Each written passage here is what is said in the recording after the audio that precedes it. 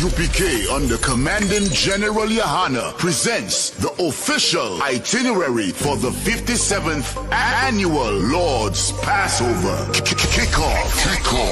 Wednesday, April 1st, the lamb slaughter from 11 a.m. Followed by fun and games, basketball, three-point shootout. Can you hit the target in the archery competition? Then let's gather together ourselves and eat some lamb.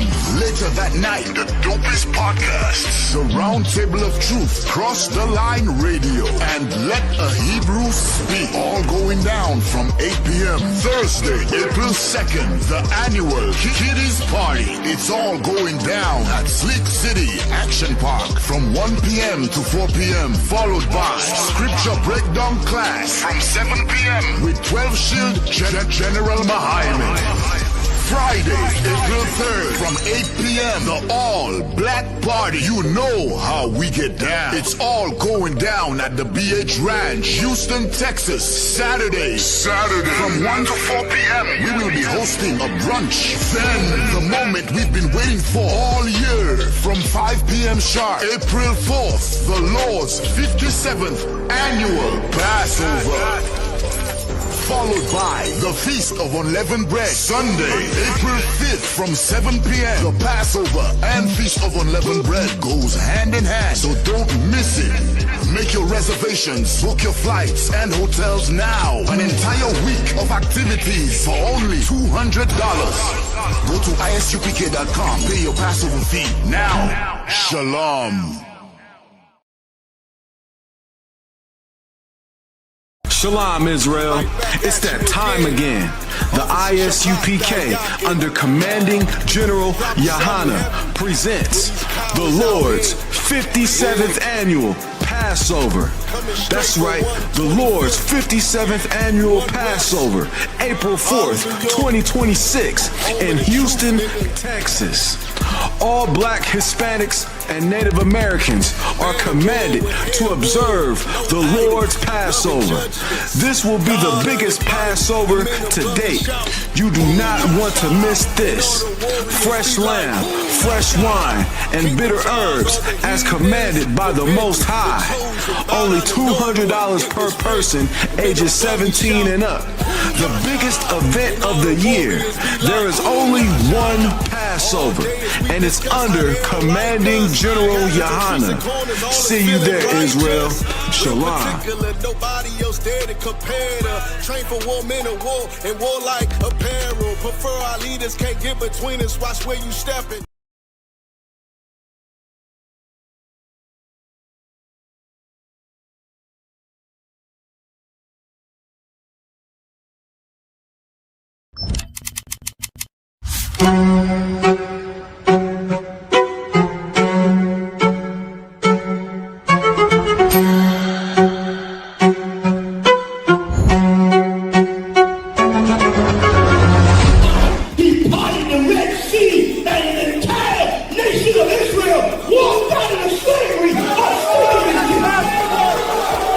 The ISUPK presents the Lord's 57th Annual Passover, April 4th, 2026, in Houston, Texas. You do not want to miss this one, Israel. Shalom. And all the warriors be like, Every time the moon and stars reflect the plain, our love begins to swell. You and I begin a sentimental game. Our dreams of clientele. Just as long as we're together, there is no place or time. No time. Shalom, Yahushua Thabashim Yahshai, everybody. As we know, the Lord's Passover is not that far away. So ladies, you want to make sure you have your corsages in time, so don't delay. The red corsages are for our married ladies. The white corsages are for the single ladies. So make sure that you order yours today from our sisters over at Costly Array. And I pray that I see all of you at the Lord's Annual Passover. Don't forget, order today from Costly Array. long as we're together, together, there is no place or time, no time. Just as long as we're together, together, there is no place or time, no. Passerby, laughing smile as they proceed. They know what's in store. Bobby White, they call us Sammy. They've been there before.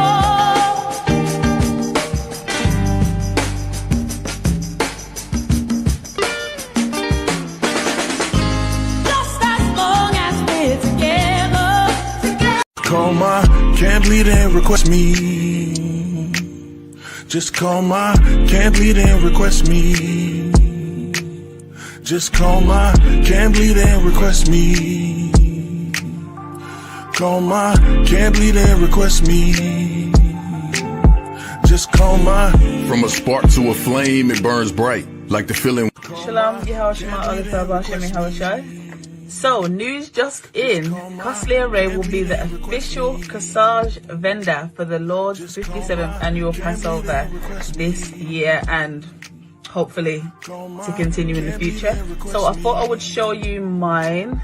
I've got mine on the gold setting with the red rose. Obviously the red rose is for married sisters, and this is to let everybody in the room know that you are very much off limits. They also come in the white rose like this, and then there's a few other variations of the red rose. And yeah, I also got mine a little bit customized. I added a K for my husband's initial, but I absolutely love this piece. Like, I wear this piece when it's not the Passover, like. So yeah, I love this down. Obviously, if you want custom orders, if you want to add initials or anything extra like that, you will need to get your order in early. I'm talking like today early. But yeah, see you guys at the Lord's 57th annual Passover. Shalom. From a spark to a flame, it burns bright, like the feeling.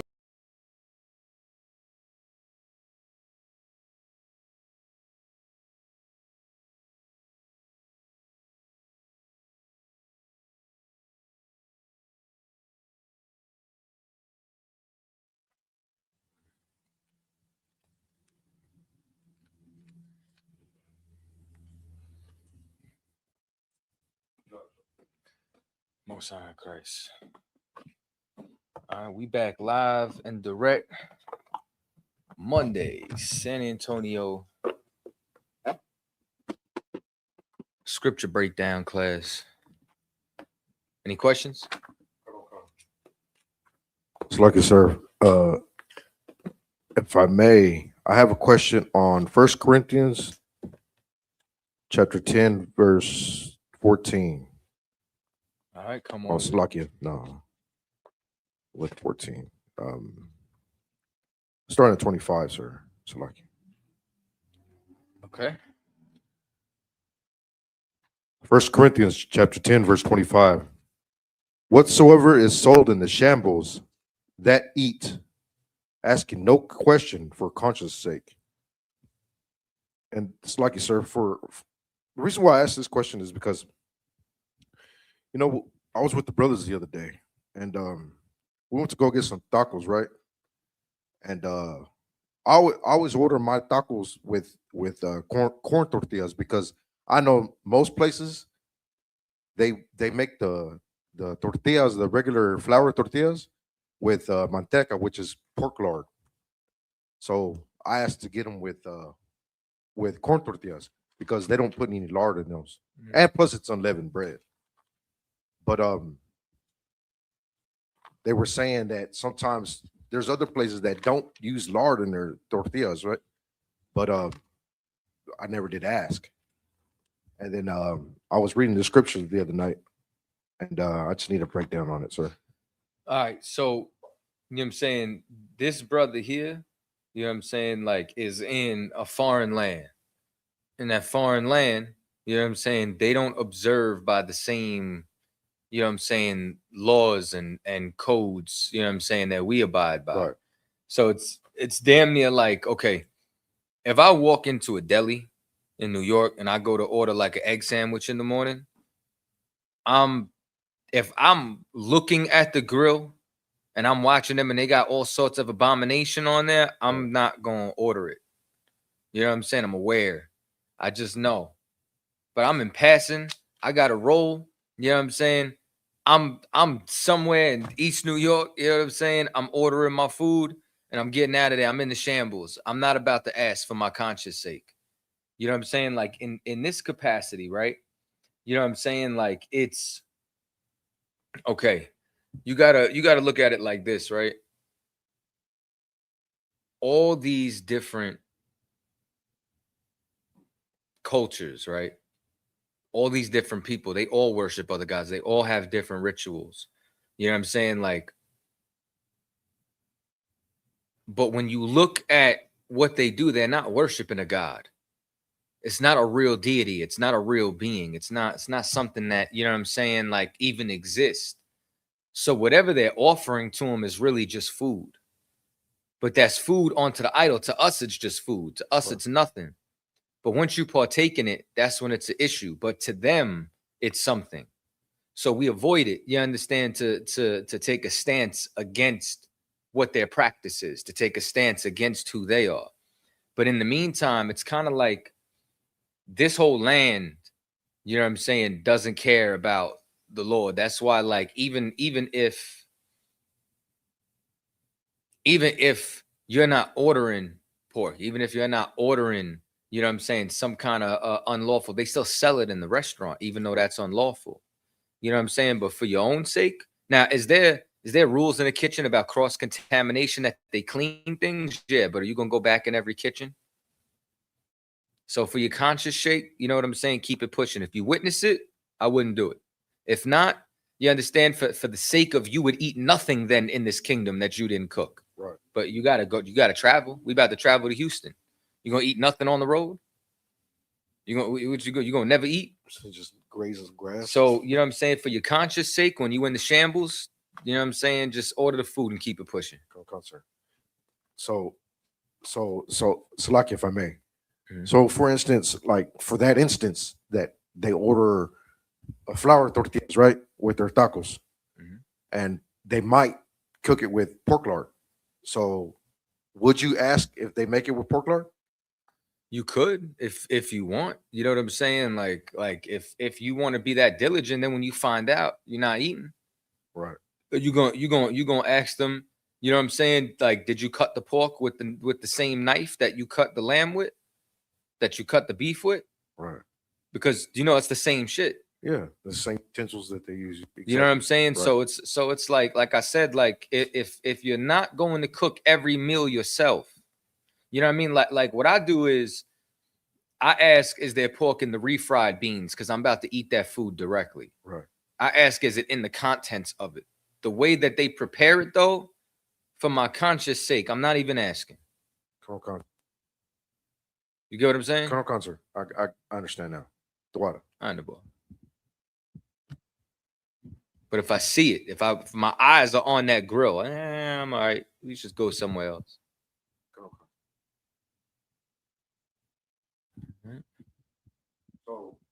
So like, we if I about to be may, eating a whole bunch of, you know what I'm saying, unleavened bread and flour tortilla in the near future. But what were you gonna say? so yeah, that's right. But it's like, if I may, sir, what's that scripture? Let me try to pull it up. Over righteous, be not over righteous. Righteous over much. Righteous over, come on, concert. Well, righteous over much has a little bit more to do with many masters. Ecclesiastes 7:16. This is the book of Ecclesiastes, chapter 7, verse 16. Be not righteous over much, neither make thyself over wise. Why shouldest thou destroy thyself? You know what I'm saying? Now, this is more so like with many masters. You know what I'm saying? And you just policing everything. This is damn near more so even talking about being like the workplace snitch, just wanting to micromanage every little thing. And you know what I'm saying? Like there's things that we have to do for protocol, but then you know what I'm saying, when it comes down to it, you know what I'm saying, righteous over much. Yeah, like Smallest example too is you see some young men, you know what I'm saying, just having a good time, being a little boisterous, you know what I'm saying, in the proper environment. You know what I'm saying? You don't stop the music, you let the kids have fun. You know what I'm saying? There's a time to check somebody, and there's a time to just, you know what I'm saying, give somebody some space. You know what I'm saying? Both of them, you got to use discretion. Okay. All right. Thought, sir. Appreciate it. Above. Any other questions? No. All right. Let me see, man. What was I going to go into today?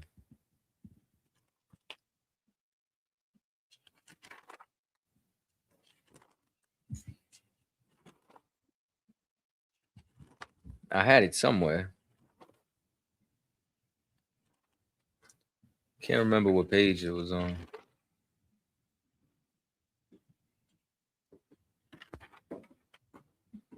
You're the only one here? Colonel, sir. Okay. You want to check if there's any questions in the chat in the meantime, just in case? Colonel, sir. All right. Passover's coming up. That's right. You know what I'm saying? About a day away. I don't know about y'all. I'm excited. Very excited. This is going to be a good one, man. We in Houston, Texas. People coming in from all over. I already got a call about some people who already here, locked in, ready to go.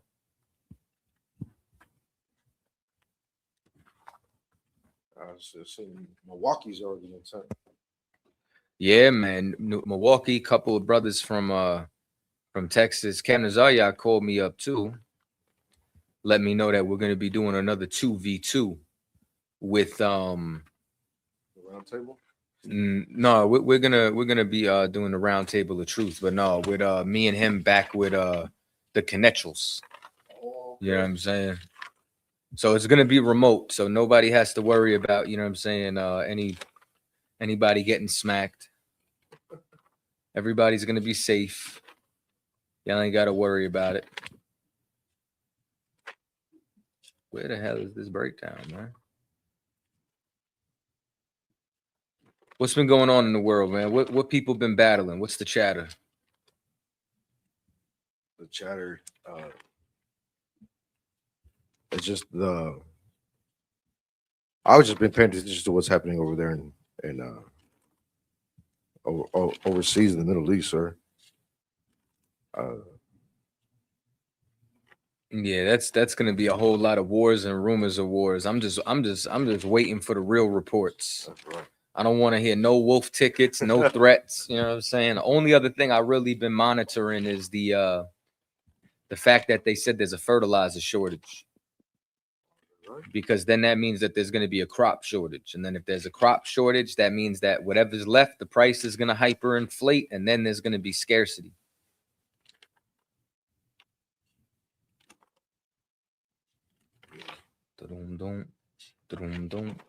Where the hell is this? I skip it. All right, we're going to go here. You know what I'm saying? A couple of things that I've been talking about with people, and especially like in recent times. So you've been seeing there's been like a lot more reports of things in the sky. You know what I'm saying? Like there's been a lot more reports of, you know what I'm saying, alien talk. And then JD Vance just said that he doesn't believe in the aliens, but he believes that they're demons and fallen angels and all that. You know what I'm saying? So let me ask you, so what would you do to you know what I'm saying, for somebody trying to tell you that like the chariots or like what you're seeing in the sky is fallen angels? How would you debunk fallen angels? It's like, sir, there's if I'm mistaken, there's a scripture saying that the angels can't disobey the Lord. Well, it doesn't say it in that phraseology, but do you know where it's at? Nah, sir. All right. All right, so let's do this. First, let's go to Isaiah 45:7.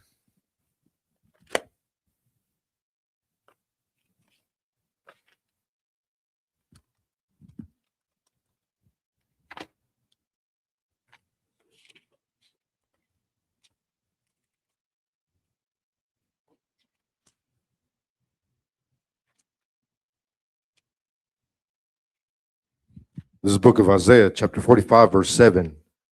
I form the light and create darkness. I make peace and create evil.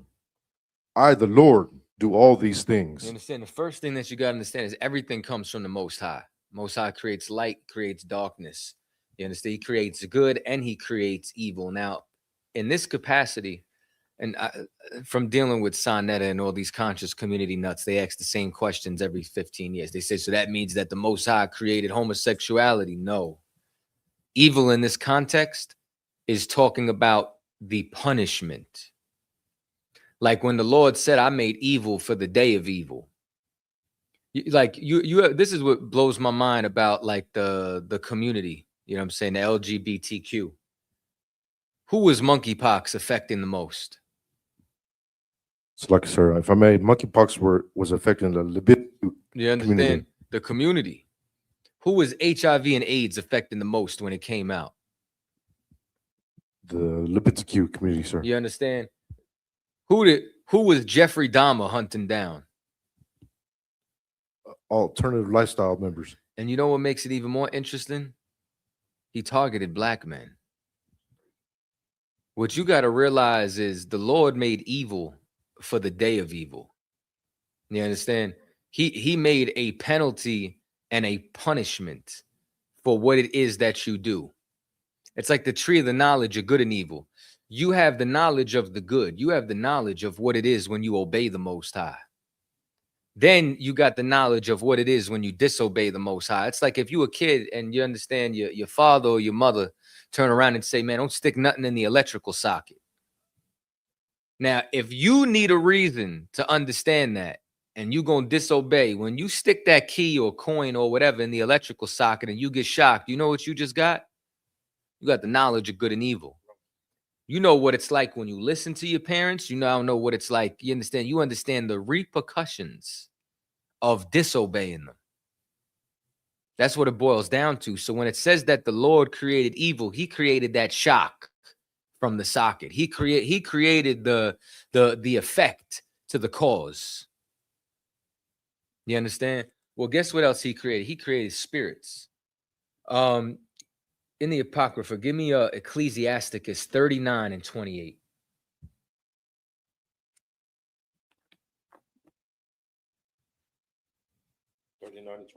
Baba Kasha.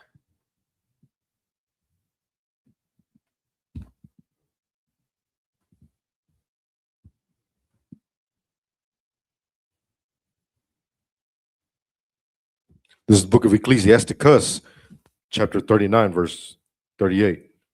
There be spirits that are created for vengeance, which in their fury lay on sore strokes.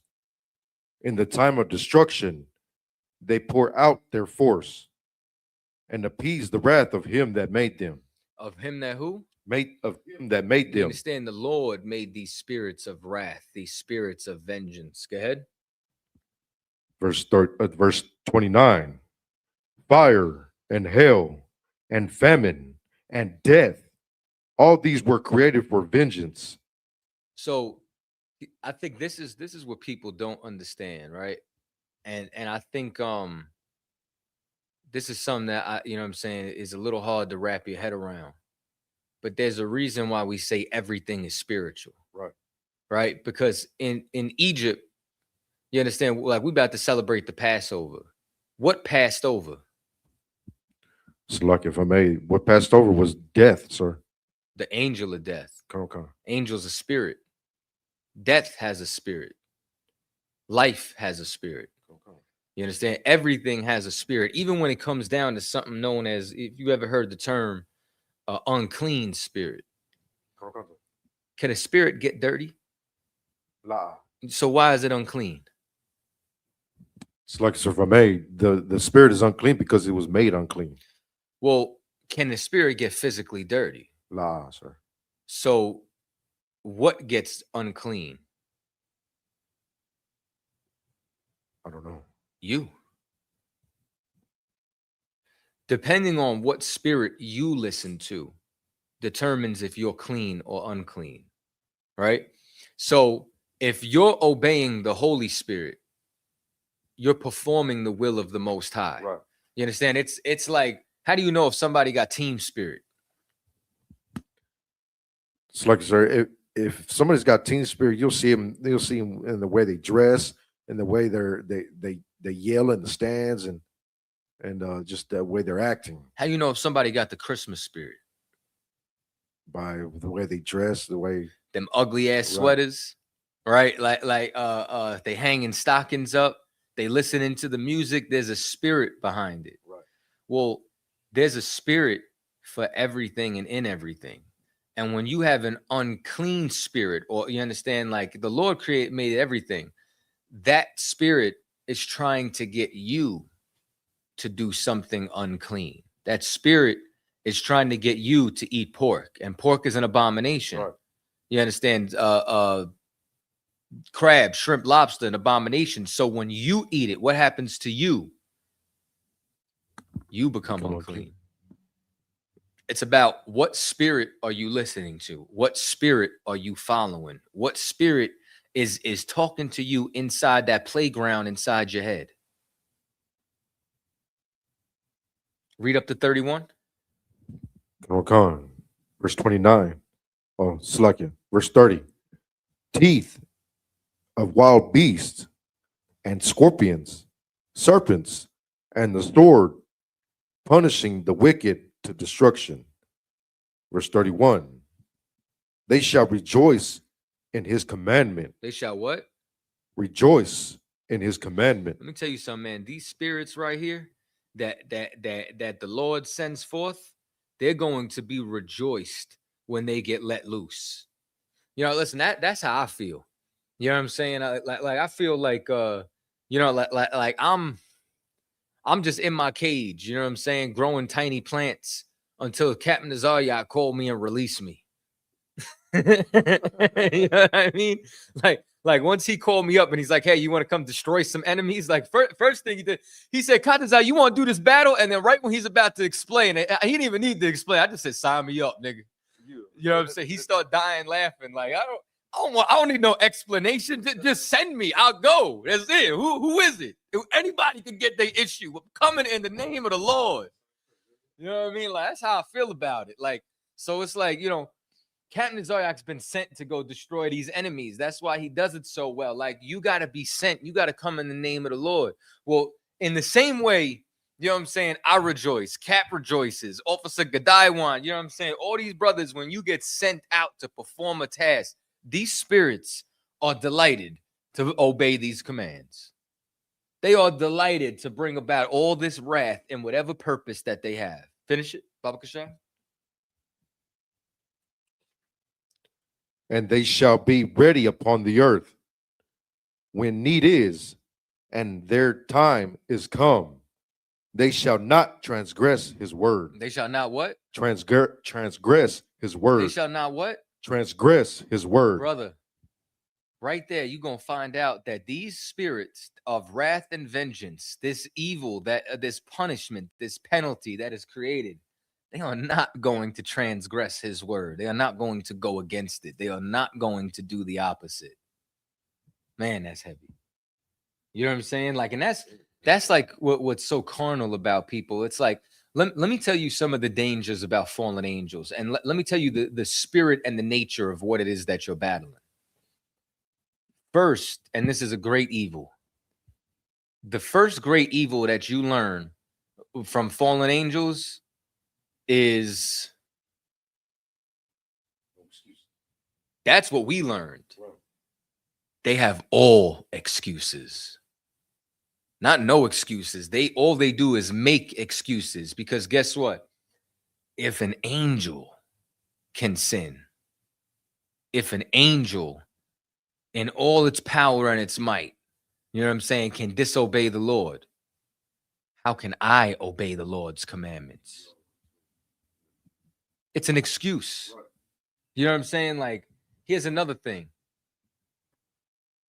When's the last time you seen an angel? I could tell y'all my story, but I won't. But my point is, The last time I seen an angel was when I seen that chariot the other night. So you see it with Most High in Christ, Barakatah Yahweh Yahushua. See the chariot the other night, but you know what I'm saying? You don't see him often as you see me. Right. You don't see him often as you see these cars. You don't see like the angel could be in here right now. You don't see him. Chariot could be parked right above the school. Chariot could be in that parking lot right now. You know what I'm saying? You don't see it. My point in saying that is when they try to make Satan or Lucifer or whatever caricature, like, you know what I'm saying, that they're trying to make this villain, you know, it's easy to talk about you fighting an invisible villain. You know who's a lot harder to fight? The white man. You know who's a lot harder to, well, we're gonna get there, but you know who's a lot harder to fight? The clandestine organizations that put crack in your neighborhood. You know who's a lot harder to fight? You understand? The actual devil that's in the earth. That's why they got to make Anunnakis, they got to make gray aliens, they got to make all the conspiracies in the world, because it's easy to wage an imaginary war against an imaginary shadow figure instead of actually going out and doing some work and fighting. That's why it's like, you know, people like when it comes down to us, like, you know, we talk about the problems, but we're solution based. We talk about the issues, but we have something to counteract it, and we're doing it universally and practically. This is universal and practical knowledge in which we have. So now what happens is, you know what I'm saying? You got to realize that it's easier to fight the invisible force than to actually fight your enemy. And then you got to fight the man in the mirror. You know what I'm saying? That's one of the biggest battles. You got to fight. You got to have that battle in your mind every day. You got to fight that battle that, you know what I'm saying, doesn't want to get you to come to class, doesn't want to make it to camp, doesn't want to get you to keep swinging your sword. You know what I'm saying? All of the above is warfare, but fallen angels takes away from all that. Makes it magical. You know what I'm saying? It takes away from the responsibility that you have on your part to fight all these things. All right. Don't sweat it. It's too wild. Oh, it's still lit. Most High in Christ. Drop that. Go to yeah, let's go there. This is one of the like, I think one of the coldest cuts that you could go to, right? Let's go to Job 1:6.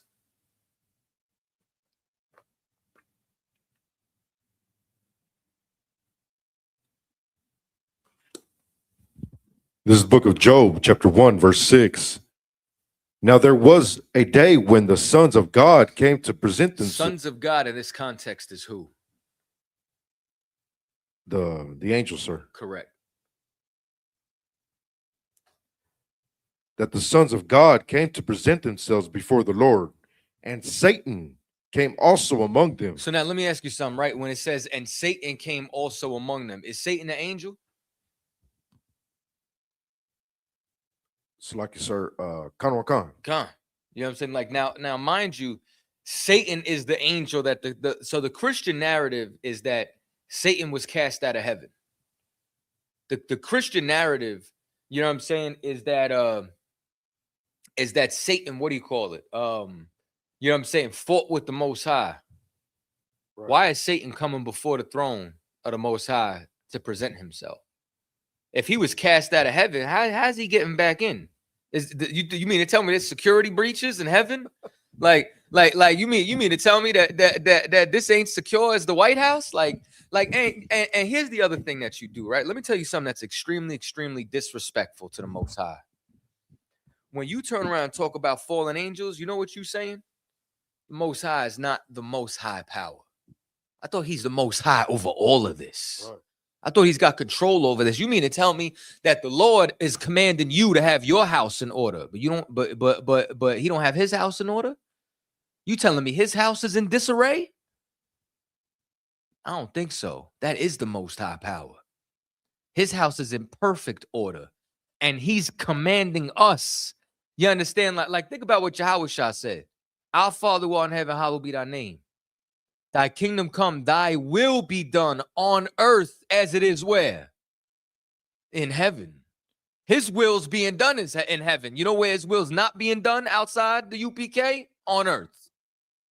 His will is being done in here. It's not being done out there. That's right. But it's supposed to be done on the earth as where?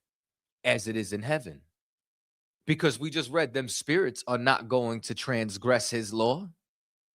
This is why Satan is presenting himself before the Lord, before the throne. Now, let me ask you this. The sons of God are there and Satan. Why did it separate Satan in this instance? It's like, sir, because he was on a different mission. You on it. The reason being is because the story's about Satan. So if Gabriel would have been doing the work, it would have said the sons of God were there and Gabriel. Right. Because who's about to start communicating with the Lord specifically? Satan. Read on. Verse 7. And the Lord said unto Satan, whence cometh thou? Then Satan answered the Lord. Okay. If you've been to council, you understand this. Report. That's what the Most High just asked him. Was Satan like, Nah. Here's what he did. Right. Whoop-de-woo. You know what I'm saying? He reported. Okay. Satan gave his report. Ain't no contention. There's no beef here. Good. Then Satan answered the Lord and said, from going to and fro in the earth, and from walking up and down in it. That's exactly what they do. You ever see them brothers that you could just tell got some spirits on them at camp? What do they do all day? So like you said, they're just walking. They just walking to and fro. You understand? Aimlessly. Right. You understand? Just looking for mischief, something to devour, looking for their next order. That's how demons work. That's how them spirits go. They walking to and fro in the earth. Well, Satan was going to and fro in the earth, doing his job, following the commands of the Most High. And guess what? You about to read, he does not transgress against the Most High neither. Right. He does not transgress those commands. In fact, he does them with joy. Go ahead. Verse 8. And the Lord said unto Satan, hast thou considered my servant Job? That there is none like him in the earth, a perfect and upright man, one that feareth God and escheweth evil. So Satan's job is to test you to see if you're going to escheweth evil. Stay away from evil. Refrain from evil. So now the Lord is like, so you've been going to and fro. You see Job, though? This is a perfect man. Here's another thing. What do the Christians always try to say? It's like, sir, they say that you can't be perfect. Yeah, and you know what else they try to do? You think you're perfect? Are you perfect? What did Christ say? Be ye therefore perfect. Was Job perfect, Christian? Why was he perfect? Because he escheweth evil. Maybe you're not eschewing evil. Read on. Verse 9. Then Satan answered the Lord and said, doth Job fear God or no, or not? So he says, but does Job fear thee for naught? For nothing. But does he fear you for nothing? Because now remember, Satan's job is to what? Accuse you. Okay. This is an accusation. But does he fear you for nothing? Now he about to make a pretty profound argument. It's a pretty solid argument. You know what I'm saying? Like, and you ever notice that there's no disrespect? Okay. There's no contention? Good. Verse 10. Hast not thou made a hedge about him? What's a hedge? It's like, sir, it's protection. He's covered. Have you ever seen Jeff Bezos' house? That man got 34-foot hedges surrounding his property that they're actually above the lawful limit. He just paying the fines on them so that you and the paparazzi cannot see around his property. It's a hedge. It's protected. Good.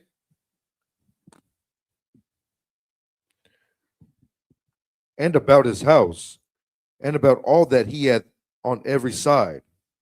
Thou hast blessed the work of his hands, and his substance is increased in the land. This man is rich.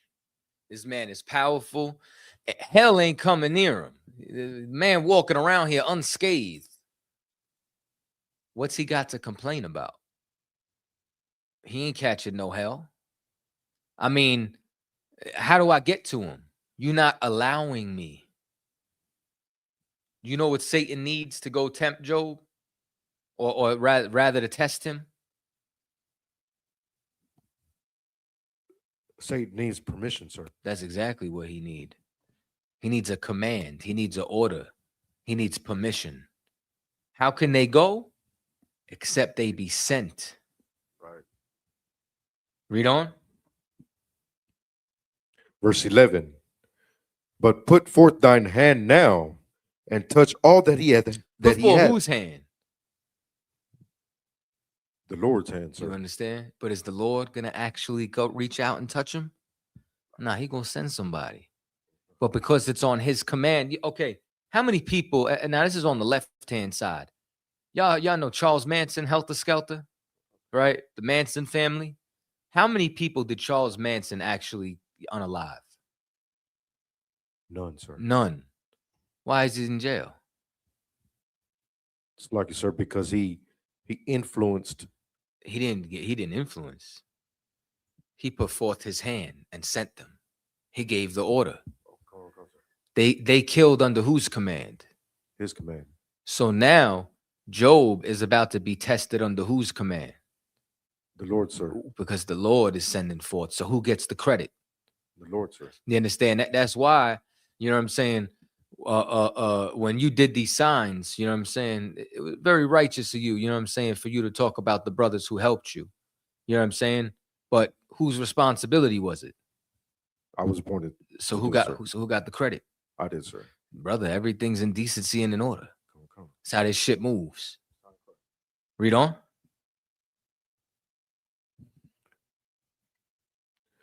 And touch all that he hath, and he will curse thee to thy face. So now he's saying, you know what I'm saying, touch everything that he has, rip this away from him.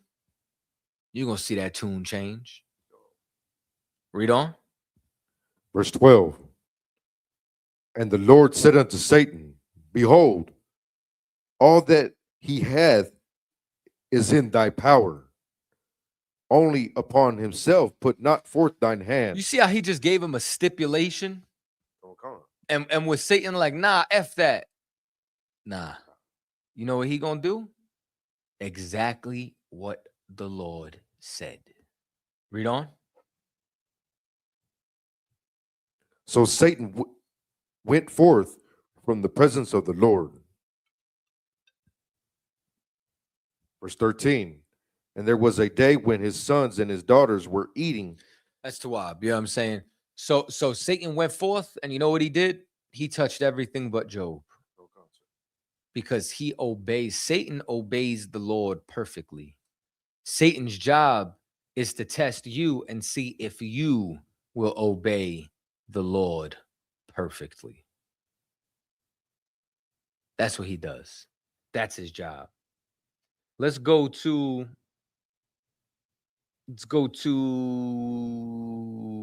you know what? Let's go to Isaiah. Let's go back to Isaiah. Let's go to Isaiah 14. But yeah, you know what? Started Isaiah 14 and 12, but we're gonna end up reading this whole chapter. I want to really show y'all something. And I like another thing I want y'all to start doing, and this is on your own time, of course.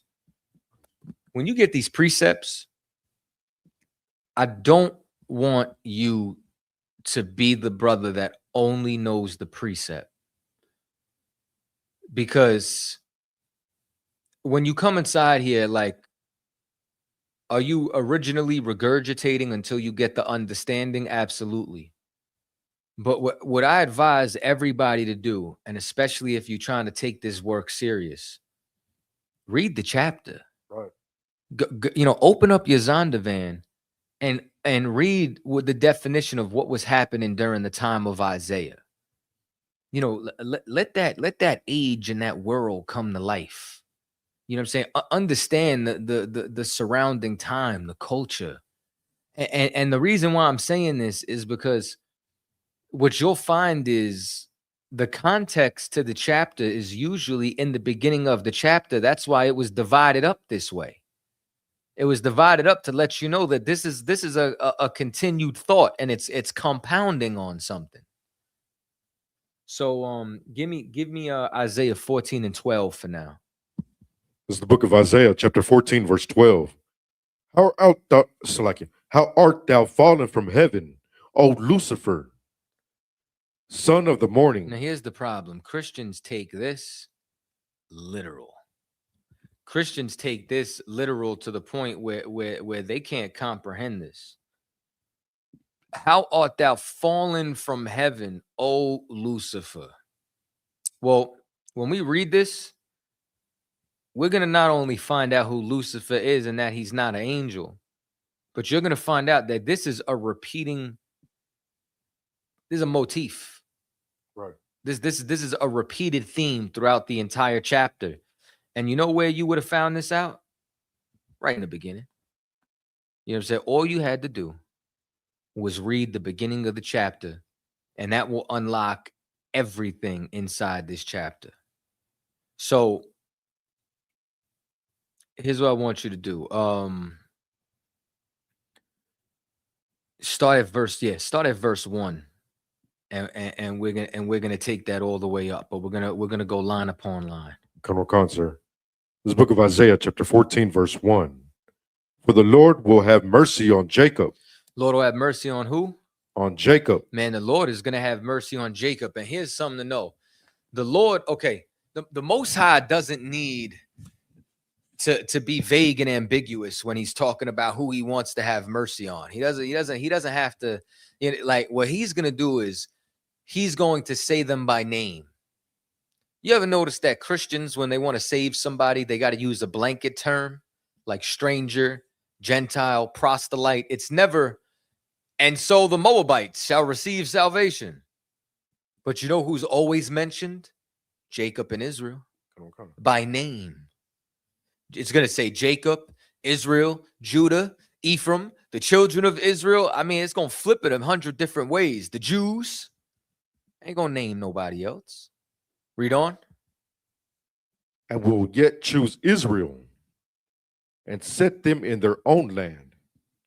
And the strangers shall be joined with them, and they shall cleave to the house of Jacob. Brother, the way I want some land, but the way I think about the kingdom, man, like, imagine land that stays in your generation forever and nobody could take it from you. You never got to worry about getting evicted from it. You never got to worry about if your children are ever going to have a place to build a house. You never got to worry about a place where if you can grow crops on. Like, and then that land is in a place where everybody next to you is your brother, is your family. And then ruled, you know what I'm saying, by your people, but your people doing the will of the Lord. Brother, that is heaven. Right. You know what I'm saying? That is rest like you wouldn't believe. You know what I'm saying? Like, just knowing that this tree you sitting under giving you shade is yours. And nobody's coming to remove you from it. Read on. Verse 2. And the people shall take them and bring them to their place, and the house of Israel shall possess them in the land of the Lord for servants and handmaids. And they shall take them captives, whose captives they were. So what you're seeing here is the changing of the guard. You're seeing Israel's in captivity. They're on the bottom. Somebody's above them. You understand? Just like if you're on earth and somebody's flying above you in the sky. They're about to change places. The people that are in a low state are going to a high state, and the people that's in a high state is coming down to a low state.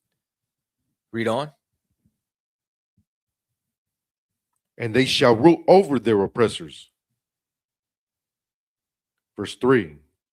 And it shall come to pass in the day that the Lord shall give thee rest from thy sorrow. Brother, that's that rest I was just talking about there, without these burdens, without living check to check, without their predatorial system of capitalism, without, you know what I'm saying, eminent domain destroying your neighborhood, redlining, you know what I'm saying, keeping you from buying a house and getting loans. You know what I'm saying? He shall lend to you, ye shall not lend to them. The oppression, you know what I'm saying? Police brutality, crack epidemics, fentanyl epidemics, you know what I'm saying? Prison industrial complexes, hell, the ghetto, El Barrio, America. Right. Brother, read on. And from thy fear, and from the hard bondage wherein thou wast made to serve. And that's what we have been serving inside of America, is hard bondage, is a land where we would not receive rest. Go ahead. Verse 4. That thou shalt take up this proverb against the king of Babylon. That word in Hebrew is mashal, proverb, parable, proverbial saying, similitude, parable, poem, sentences of ethical wisdom, ethical maxims. This is a proverb, a similitude, a parable taken up against who? Against the king of Babylon. So everything that we're talking about from here moving forward is about who? The king of Babylon. This unlocks the whole chapter. So the whole point is about Israel having mercy and then the enemies being brought down. Well, now let's talk about the enemies. And this enemy is who? The king of Babylon. Read on. And say, how hath the oppressor ceased? How art thou fallen from heaven? How art thou coming down from thy position of power, from thy state of deliciousness? Good. The golden city ceased. What type of city? The golden city ceased. Didn't they say America was a place where the streets are paved with gold? Right. Like, who's going to destroy this place? How is this powerful place going to come down? This empire. Who's going to bring it down? Only the Lord can. And this proverb is being taken up against the aristocracy, the king, the ruling class of Babylon. Good. Verse 5. The Lord hath broken the staff of the wicked. And staff is a symbol of what? Rulership, sir. So your rulership is coming to an end. Your golden city will cease. You are going to be brought down to a lower state. Good. And the scepter of the rulers. And the what? Scepter of the rulers. The scepter is what a king has. Right. Good. Verse 6. He who smote the people in wrath with a continual stroke, he that ruled the nations in anger, is persecuted, and none hindereth. Man, you want to tell me that this man don't rule the nations in anger? What'd he just do to the president of Venezuela? He kidnapped him, sir. And put him in a Nike tech suit. That's insane. You know what I'm saying? What he just do to the listen to this good. What did he just do to the supreme leader of Iran? Unalived him. They wiping everybody out. You know what I'm saying? They rule these nations with hardship. Good. Verse 7. The whole earth is at rest and is quiet. They break forth into singing. Verse 8. Yea, the fir trees rejoice at thee, and the cedars of Lebanon, saying, since thou art laid down, no feller is come up against us. So you got to realize that once this man's taken out of power, that's when the earth will be able to heal. You understand? Now, whether you want to look at it as the other nations, the smaller nations that this is casting a shadow over, or whether you literally want to look at, because there's the reason why animals are beaching themselves is because of the so-called white man. The reason why migrational patterns, why birds fall out the sky, the pesticides is killing it. The reason why it says save the bees on the back of your Honey Nut Cheerio box is because of the so-called white man. Everything on the earth needs to heal and reset because of this greedy bastard. Read on. Okay, please. So like, sir, if I may, where I'm from over there in West Texas, there's a lot of like tremors and earthquakes going on, right? And it's in the middle of the desert. But they say it's from fracking. They're drilling oil up so much that they're trying to create little micro fractions in the earth just to seep up the little oil that's left. Like they're not giving the earth any time to heal itself. If grape gatherers came, would they not leave some grapes? Not him. He's gonna take every grape off the tree. He gonna rob your house and take your family pictures. Well, Biggie say, and we taking high school rings too. Like, you know what I mean? He learned that from the white man. Oh my God. Go ahead, read on. Khan. Verse 9. Hell from beneath is moved from thee to meet thee at thy coming. It stirreth up the dead for thee, even all the chief ones of the earth.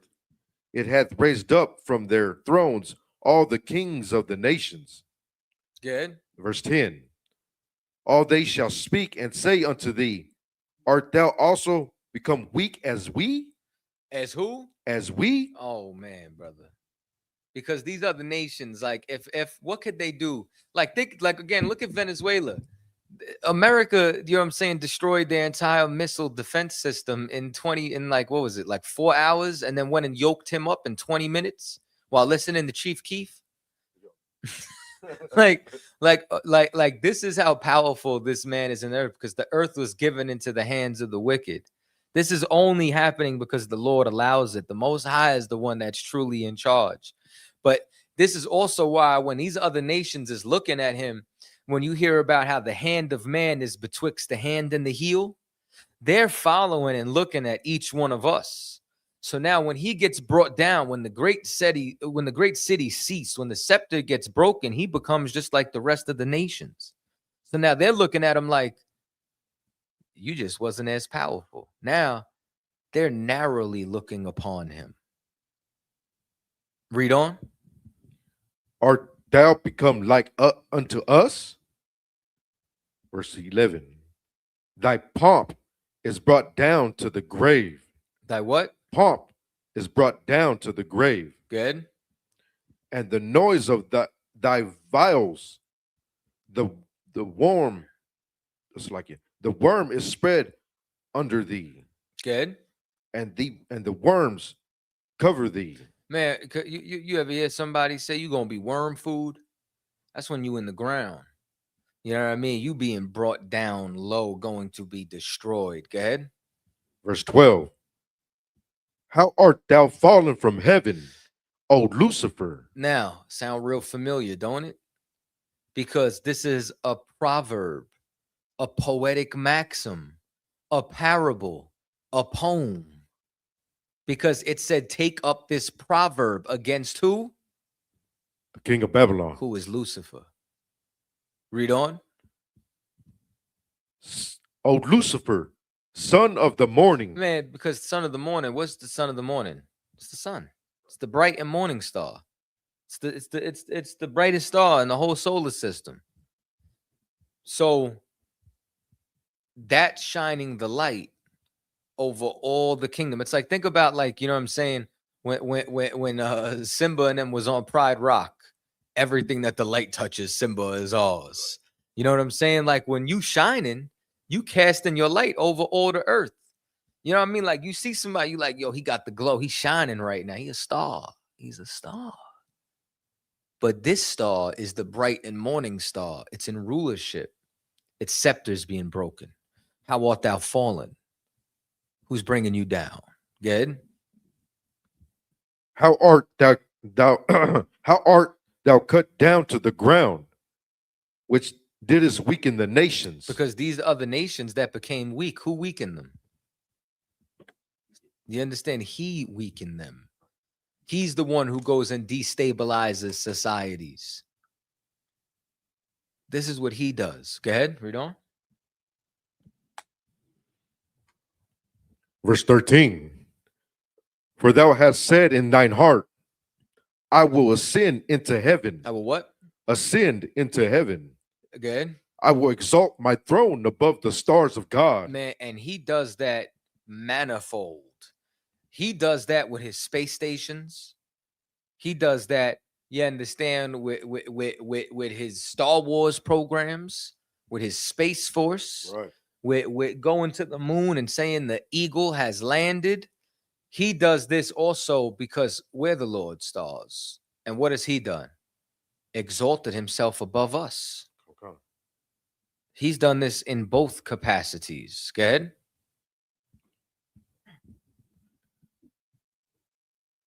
I will sit up. I will sit also upon the mount of the congregation in the sides of the north. And where we at right now? North America. He's sitting on this congregation. You know what I'm saying? He got his foot on us, man. You know what I'm saying? Ruling over us in the sides of the north. Good. Verse 14. I will ascend above the heights of the clouds. What? I will ascend above the heights of the clouds. Go ahead. I will be like the Most High. He wants to play God at every instance. That's why he painted himself on the Sistine Chapel. He made himself Jesus. That's why you watch any movie. Listen, this is what's so crazy about the so-called white man when it comes down to historical movies. He'll play the Prince of Persia. He'll be the Last Samurai. He'll be the Egyptian. He'll be Moses. But you know who he won't be? Harriet Tubman. He won't be a slave. You know what I'm saying? He knows, like, you're not going to watch a slave movie and it's white people enslaving white people. Like, you know what I'm saying? He's not going to mischaracterize that. But everyone else, he going to be. White man's the devil. Read on. Verse 15.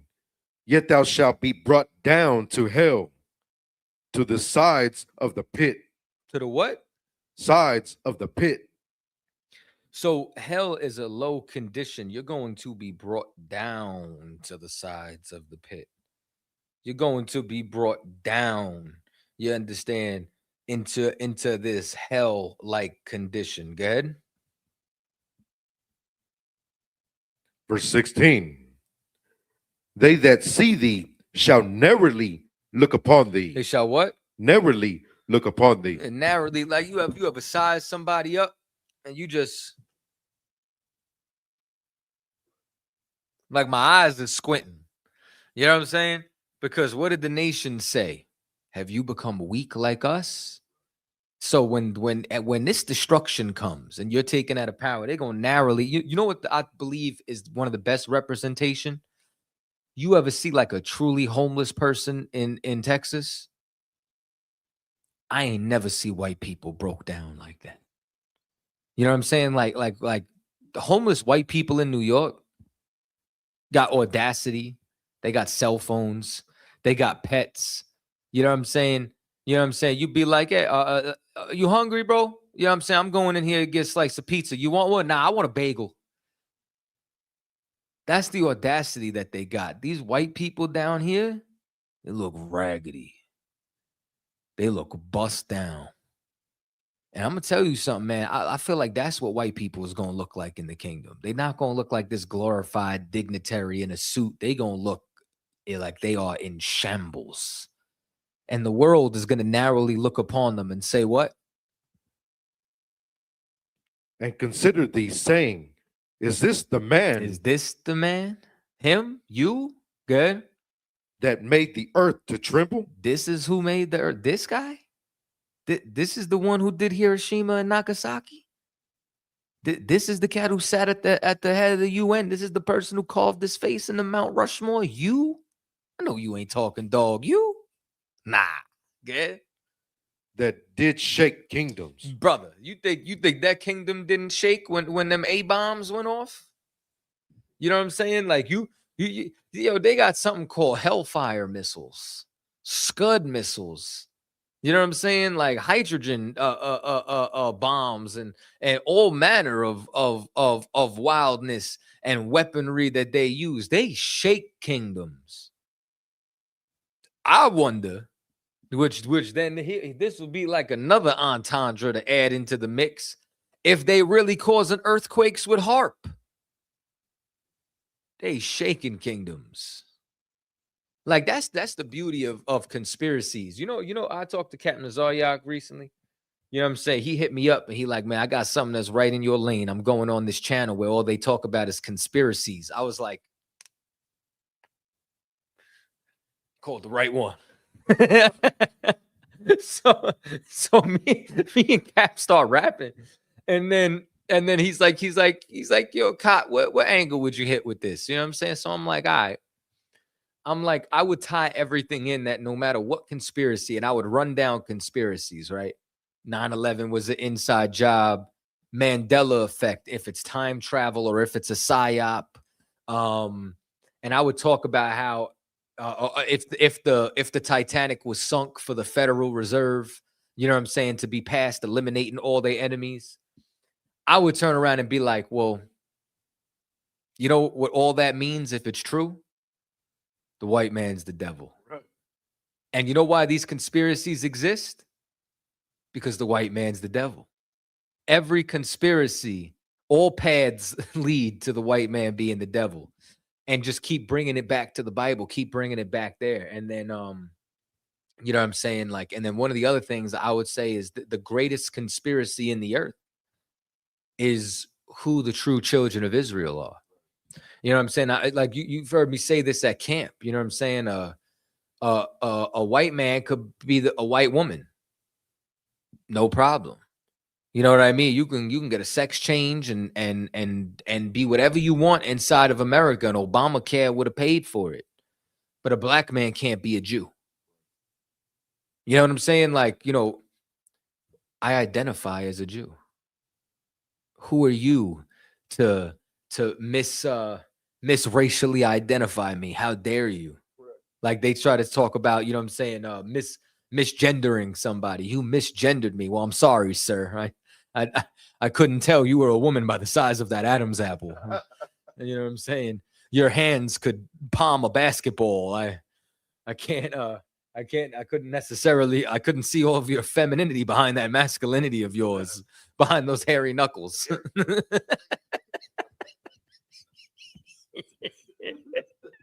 So it's like, but Kanye West can't be a Jew. Nick Cannon can't be a Jew. Kyrie Irving can't be a Jew. But you know what? You could identify as a cat and drink all your water out of a saucer and use a litter box. This world is crazy, man. This place got to end. Read on. Verse 17, that made the world as a wilderness. As a what? Wilderness. So not only does he make the world, this is another thing that's manifold. Not only does he make the world the wilderness when he goes and mines all the lithium, not only, you know what I'm saying, does he go and level your whole town for oil, you know what I'm saying, makes this a wilderness, but here's what else he does, right? You know that song, No Church in the Wild? He took the word of God out the world. When you take God's laws and you remove the truth from the world, this becomes a jungle.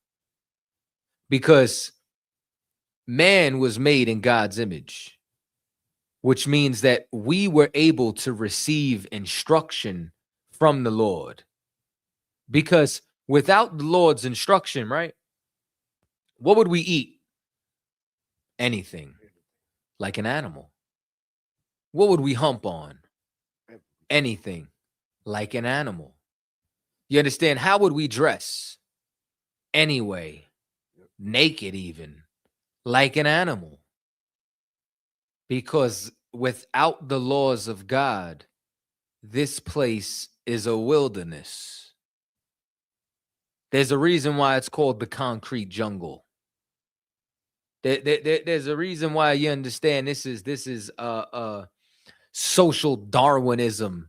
You know what I'm saying? That they try to do and expound on how predatorial and jungle-like capitalism is. Because this place has become a wilderness because the laws of God are not in it. Because you watch John Wick, rules. Because without them, we're like the animals. Brother, that's a true statement. Read on. And destroyed the cities thereof. Brother, Hiroshima, Nagasaki, Venezuela, Rosewood, Seneca Village, all the cities thereof. Go ahead. That opened not the house of his prisoners. You know, I mean, do you know that there's no civilization on earth ever in history which has imprisoned more of its own population than America? There are over 2 million people in the prison system right now. And I mean, never mind the foreign prisons. You know, like America got their hand in that El Salvadorian prison. Like they do not open up the house of its prisoners. The 3-strike law. Ain't no forgiveness. They forgive you 100 years after you die. As that famous boxer. You know what I'm saying? They gonna exonerate you posthumously or humorously, however you say it. You know what I'm saying? I can never pronounce that word. Somebody got to teach me how to say that damn word. Read up. Verse 18. All the kings of the nations, even all of them, lie in glory, even one in his own house. Man, because America does business with everybody. So the kings of these other nations, the rulers, they are all living deliciously. Go ahead. Verse 19. But thou art cast out of thy grave like an abominable branch. You understand? Like nothing. You know what I'm saying? Like they're about to get removed. Go ahead. And as the remnant of those that are slain, thrust through with a sword. Good. And go down to the stones of the pit. You know, that ain't no good way to die. You know what I'm saying? Like that's like, you know what I'm saying, when you heard Jada say, you know, that you deserved it whenever you die with your eyes open. You know what I'm saying? Like this is that's a crazy bar. But like that's how you got to look at this right here. Like this ain't no you 90 years old giving out your inheritance, dying in bed. This is destruction. And all this is talking about who? The king of Babylon. Take up this proverb. Go ahead. As a carcass trodden underfoot, like under feet. Verse 20. Thou shalt not be joined with them in burial, because thou hast destroyed thy land. Bro, they just gonna leave you out there. You ain't okay. When you love somebody, you bury them. Y'all know how expensive a funeral is? Ain't no joke. We can't afford to die. Can't afford to live, can't afford to die. You know what I'm saying? Like, but when you care about somebody, man, you get them a headstone. You prepare the body. You know what I'm saying? You put them up, you know what I'm saying, in a proper casket to be buried. You know what I mean? If you don't give a damn about somebody, you know, you ever see them old movies where like they got like, you know, somebody hung or executed in the square and they leave their body out like a message, put them on a pike. Ain't nobody loved that person. You know what I'm saying? They hated that man. That's why they left him out to rot. That's how they treated.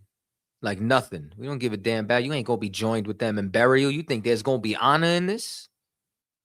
Was no honor in how you treated us. Right. Was no honor in how you weakened the nations. There was no honor in your rulership. Read on. And slain thy people The seed of evildoers shall never be renowned. They shall never be renowned. These seed of evildoers. You know about them now. In the future, ain't nobody gonna remember George Washington. You understand? Listen, man, name me 5 kings from the Sumerian Empire. Go. See what I mean? Name kings of Israel. Saul, David, Solomon, Jehu. Like, you know what I'm saying? Like, our kings are going to echo into eternity. These cats,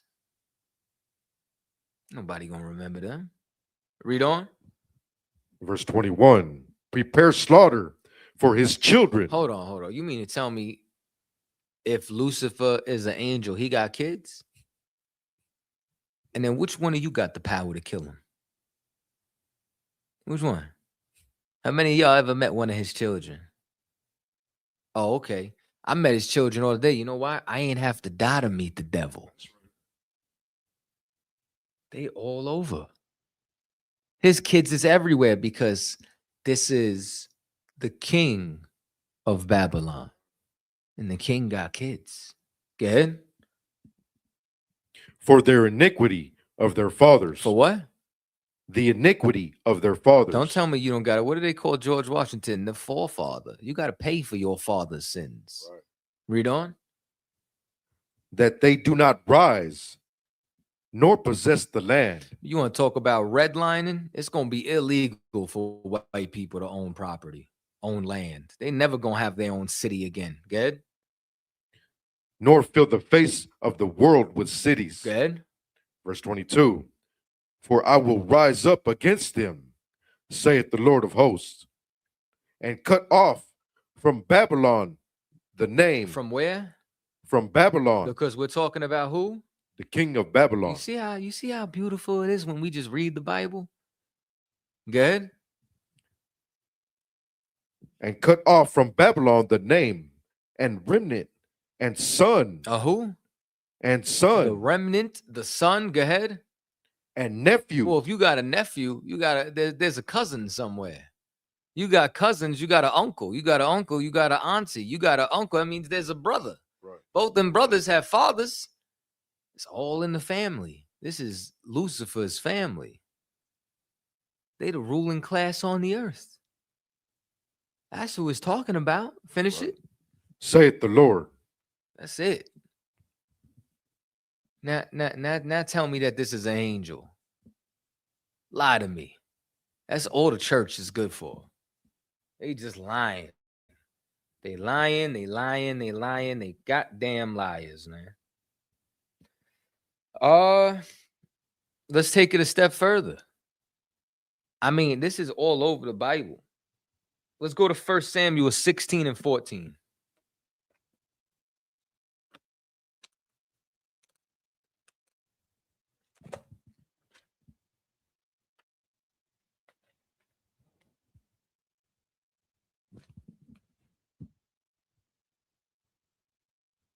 This is the book of hold up. 13. Come on. Salakia.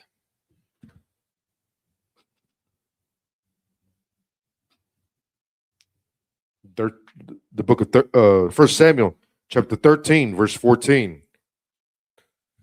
But now thy kingdom shall not continue.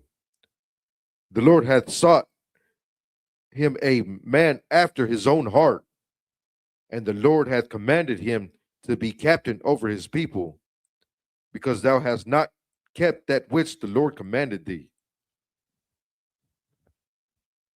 You're in 1 Samuel 16 Salakia. and 13? Salakia. 1 Samuel 16, verse 13. This is the book of 1 Samuel, chapter 16, verse 13. Then Samuel took the horn of oil and anointed him in the midst of his brethren. And the Spirit of the Lord came upon David from that day forward. You understand? The Spirit of the Lord is on David. Good? So Samuel rose up and went to Ramah. Verse 14. But the Spirit of the Lord departed from Saul, and an evil spirit from the Lord troubled him. A what? An evil spirit Or evil spirit. From where? from the Lord. Oh, no, from Satan. From the Lord. From Lucifer. From the Lord. Beelzebub. From the Lord. An evil spirit was sent from the Lord. Because these spirits of wrath, the Lord creates light and darkness, good and evil. These spirits do not transgress his commands. Right. An evil spirit from the Lord. I wonder if it says it more than once in this chapter. Let's read on. An evil spirit from the Lord troubled him. Verse 15. And Saul's servant said unto him, Behold, now an evil spirit from God. Well, the servants, the seers, the prophets is coming through and telling them an evil spirit from who? From God. From Satan. From God. From the devil. From God. What are we doing here? An evil spirit from God. Go ahead. Troubled thee. Come on, man. What are we talking about? Wow. Hold on. Let me write that down. Oh, yeah, this is a good one, right? Precept. Go ahead, read on. Colonel Khan. Verse 16. Let our Lord now command thy servants, which are before thee, to seek out a man who is a cunning player on a harp. So a harp, just know, is a guitar. You know what I'm saying? I believe it's 9 strings. Kanar, you know what I'm saying, is the word for it. That's the harp that David played. You know what I'm saying? So a harp is originally is a guitar. Go ahead. And it shall come to pass, when the evil spirit from God is upon thee, that he shall play with his. And this evil spirit was from where? When the evil spirit from God is upon thee. like, how do you interpret that? Because a Christian will be like, that's your interpretation. This is pretty black and white. Right. This is pretty clean cut case. You know what I'm saying? This you got caught with blood on you, the murder weapon, and on camera. You can't get around this. Okay? That he shall play with his hand, and thou shalt be well. Good. Verse 17. And Saul said unto his servants, Provide me now a man that can play well, and bring him to me. Good. Verse 18. Then answered one of the servants and said, Behold, I have seen a son of Jesse, the Bethlehemite, that is cunning in play, and a mighty valiant man. He's not only skillful on the harp, but he's also valiant. Good. And a man of war, and prudent in manners, and a comely person, and the Lord is with him. Verse 19. Wherefore Saul sent messengers unto Jesse, and said, Send me David thy son, which is with the sheep. Verse 20. And Jesse took an ass laden with bread, and a bottle of wine, and a kid, and sent them by David his son unto Saul. Verse 21. And David came to Saul, and stood before him, and he loved him greatly, and he became his armor bearer. You understand? And you got to look at this too, right? Which is so amazing how the Lord works. David was anointed king. Now the Lord made it so David found favor. And guess who's now rolling with the king? Watching the king's court, seeing the politics. He's bearing his armor. You know what I'm saying? Which means he carries his sword, so on and so forth. Like when you study at somebody's foot like that, you understand David's now going to see how the aristocracy of Israel works. He's now studying at the foot of King Saul. He's seeing the inner sanctums of rulership. You understand? Like the Lord is incredible. Like Captain Zaryak studied at the foot of Commanding General Yohana when he used to work the boards on his radio show. And he would be in class and studying. And then we started doing our own radio show. And then I studied at his foot. That's how this thing keeps going. You know what I'm saying? Like you travel around with a great and renowned man, you understand, in Israel, and you start to learn things. You understand? You start to be able to observe, see how to move, see how things go. You know what I'm saying? And that's what David was given the opportunity here. You know what I'm saying? All because the Lord gave him that favor. Read on. Verse 22. And Saul sent to Jesse, saying, Let David, I pray thee, stand before me, for he hath found favor in my sight. Verse 23. And it came to pass, when the evil spirit from God. From where? From God. I mean, it only said it about 5 times, 4 to 5 times, good. Was upon Saul, that David took an harp and played with his hand. So Saul was refreshed and was well, and the evil spirit departed from him. You understand? This is simple. This is smooth. Drop that and let's go to 1 Kings 22 and 19.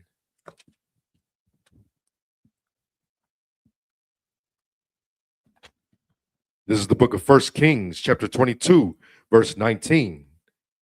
And he said, Hear thou therefore the word of the Lord. I saw the Lord sitting on his throne, and all the host of heaven standing by him on his right hand and on his left. Counsel. Yeah. Verse 20. And the Lord said, Who shall persuade Ahab that he may go up and fall at Ramoth Gilead? Ramoth Gilead. Good. And one said on this manner, and another said on that manner. You understand? Because now they having a council. They bring in the suggestions up. So, like, sir, I'm trying to write this down. I understand. I see you taking your notes. Good. Verse 21. And there came forth a spirit and stood before the Lord and said, I will persuade him. I will what? I will persuade him. Wherewith? Go ahead. Verse 22. And the Lord said unto him, Wherewith? And he said, I will go forth, and I will be a lying spirit. A what? A lying spirit. A what? A lying spirit. Good. In the mouth of all his prophets. He about to have the prophets tell lies. Go ahead. And he said, Thou shalt persuade him and prevail also. Go forth and do so. The Lord just sent what type of spirit? A lying spirit. What are we doing here? The Lord controls Satan, lying spirits, unclean spirits, spirits of wrath, cherubim, angels, because he got his crib on lock. He is the most high power. There is no power greater than him. Kodash, Kodash, Kodash, Shamka Yahweh. That's it. That's how it goes. That's what it is. Ain't nothing else.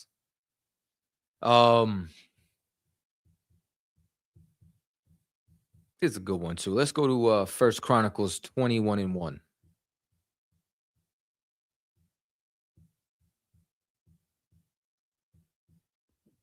This is the book of 1 Chronicles, chapter 21, verse 1. And Satan stood up against Israel and provoked David to number Israel. He what? Provoked David to number Israel. This was a great sin in which David committed, right? But it said who provoked him?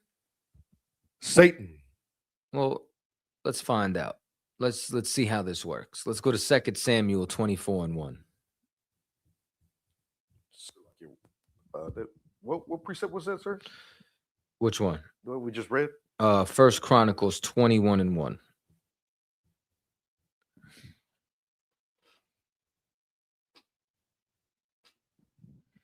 You said 2 Samuel, sir?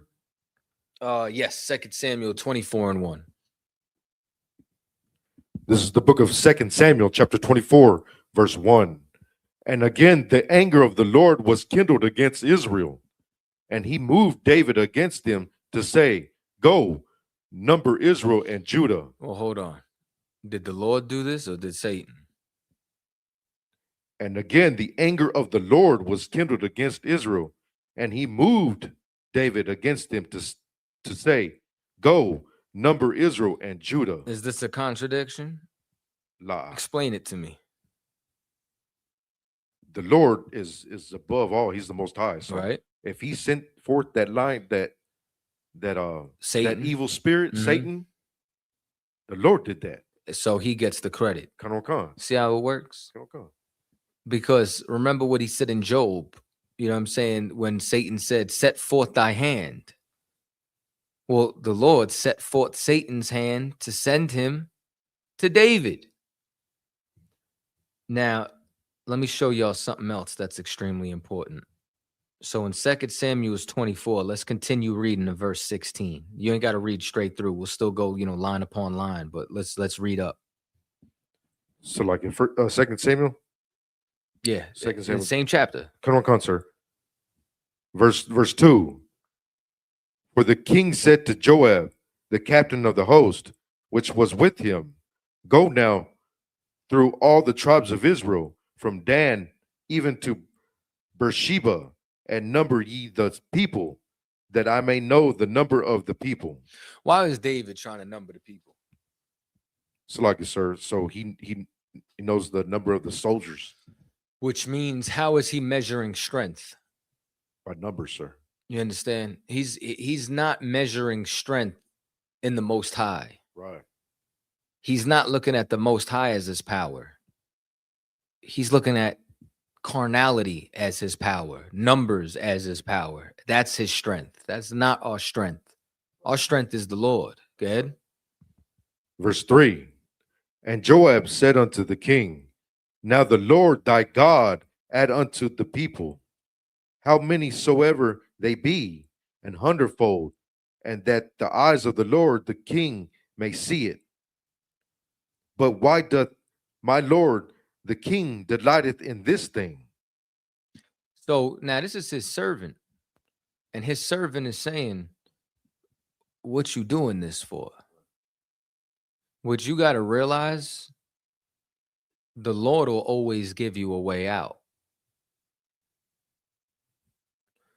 He got the temptation or the test or Satan trying him. But you know what else he got? The instruction that this is the wrong thing to do. Now you make that decision. That just hit you like a ton of bricks, ain't it? Read on. Verse 4. Notwithstanding the king's word prevailed against Joab. The king's word what? Prevailed against Joab. Joab was his way out. That was his mercy. You understand? But instead, he decided to follow that lust, that strong desire that he had for that power. Go ahead. And against the captains of the host. And Joab and the captains of the host went out from the presence of the king to number the people of Israel. Good. Verse 5. And they passed over Jordan and pitched in Aurora on the right side of the city that lieth in the midst of the river of Gad, and towards Jazer. Verse 6. Then they came to Gilead and to the land of Hochi, and they came to Dajan and about to Zidon. Verse 7. And came to the stronghold of Tyre, and to all the cities of the Hivites and of the Canaanites. And they went out to the south of Judah, even to Beersheba. Verse 8. So when they had gone through all the land, they came to Jerusalem at the end of 9 months and 20 days. Verse 9. And Joab gave up the sum of the number of the people unto the king. So they took the consensus, you know what I'm saying? And then now he got his number, okay?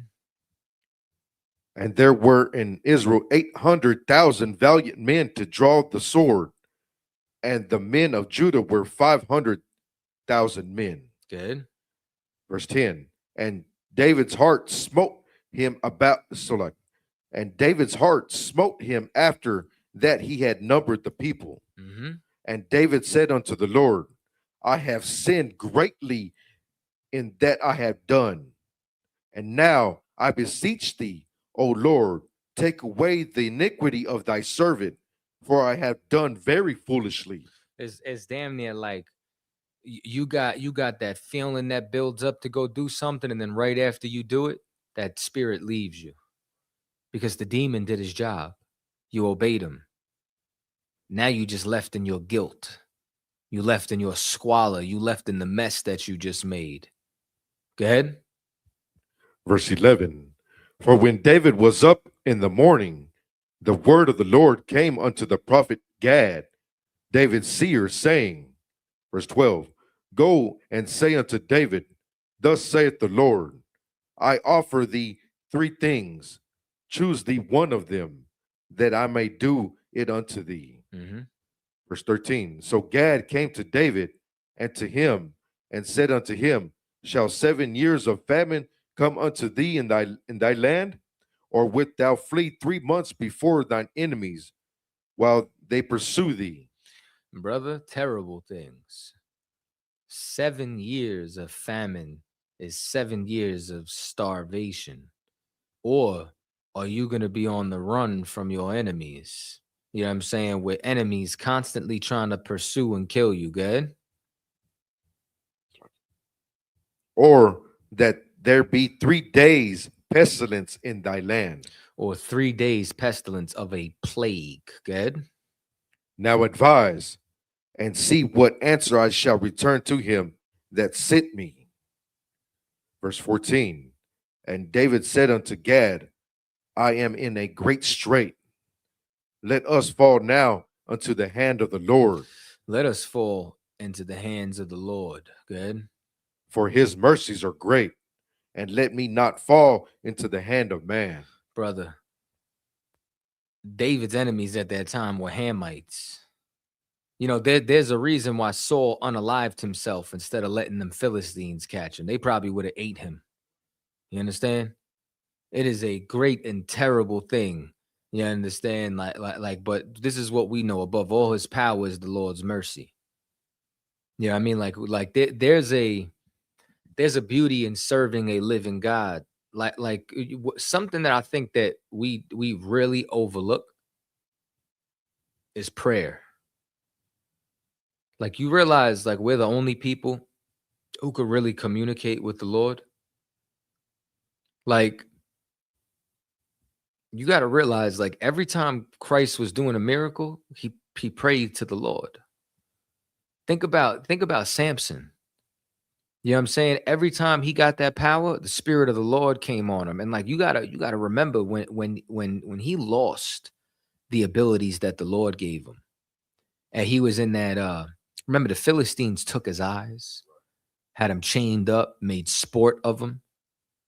And then when he was chained up in that Colosseum with the pillars, you know what I'm saying? When he prayed to the Lord, he said, Lord, for my eyes' sake, visit me one more time and give me your power. He talked to the Lord and the Lord heard him. Nineveh. When Jonah went and prophesied onto Nineveh, he said, in 40 days, Nineveh shall be destroyed. And you know what the people did? They fasted and they prayed, and the Lord looked down and decided to have mercy on them. Because we have an inherent ability to be able to pray to a true and living God that can actually hear us and answer our prayers and requests. And that's why when you read what Paul said, like, you know what I'm saying, Paul would turn around and be like, it's my heart's desire for all Israel to be saved. You can't be out here looking like this is one thing I hate. This is so nasty about fake Israelites. Like, when they turn around, they say, oh, 2/3 got to go. Nigga, you don't know if you're 2/3. You don't know if you're going to make it. Can't turn around, be turning about this one, that one. It's he who endures to the end. We don't know who's going to make it. I don't know if I'm going to make it. You know what I'm saying? I know Moses split the Red Sea and died before he crossed the Jordan. So what do we have to do? What tasks do we have to perform? How locked in do we have to be in order to make it there? Because none of us deserve it. It's called a free gift. It ain't called, you know what I'm saying, you earn it. It's a free gift. So with us in this gift, with us and what we've been given, we can't take it for granted. And we got to do our best to, you understand, to make an attempt to be worthy of it. Because all of this is of the Lord. That's why you get done with a camp speaking, you know what I'm saying? I was a good speaking out, you know what I'm saying? I was the Lord, Most High in Christ.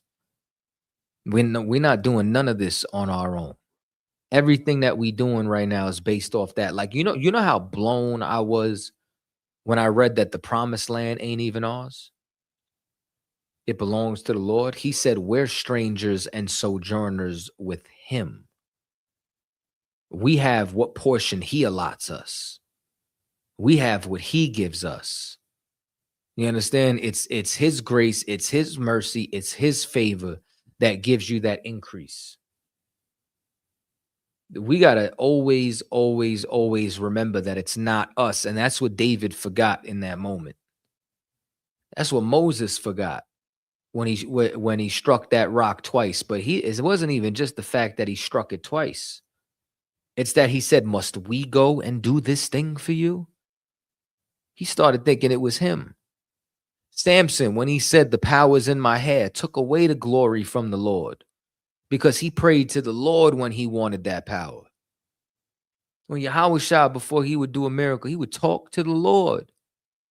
The Lord is the one who gives you the ability and the capability to be able to perform it. So when we do these things, we got to be able to ask the Lord for it. You know what I'm saying? Like that's what we have. That is our superpower. Our superpower is in our communication and obedience with the Most High Power. Finish it. Verse 15. So the Lord sent a pestilence upon Israel from the morning even to the time appointed, and there died of the people of Dan even to Beersheba 70,000 men. Good. Verse 16. And when the angel stretched out his hand upon Jerusalem to destroy it, the Lord repented him repented him of the evil, and said to the angel that destroyed the people. The what? And said unto the angel that destroyed the people. No, all these angels are benevolent. You mean to tell me the Lord sent the angel to kill 70,000 people? The Lord sent the angel of death. The Lord sent this spirit. The Lord sent Satan, you understand, to convict David. The Most High is the most high power over all. Amen. That's what it is. Right.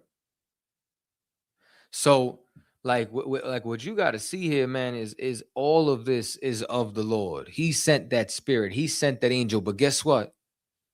He also had mercy. That's what David knew by falling into his hands. Right. Because you can pray to the Lord and the Lord can repent. You know what repent means? To change your mind. And the Lord has changed his mind on our destruction several times. And he's honored and kept his promise and his agreements, his covenants with us. And that's why there's still a seed and still a remnant. That's why we're in this building right now.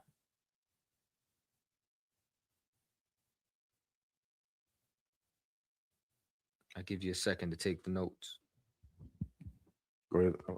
I'm good, sir. Good to go? Okay. All right, drop that. Which time we got left? I'm trying to see where else I could go. We have like 15 minutes, sir. I think I could get this done in the 15 minutes. Let's go to Genesis 6:2.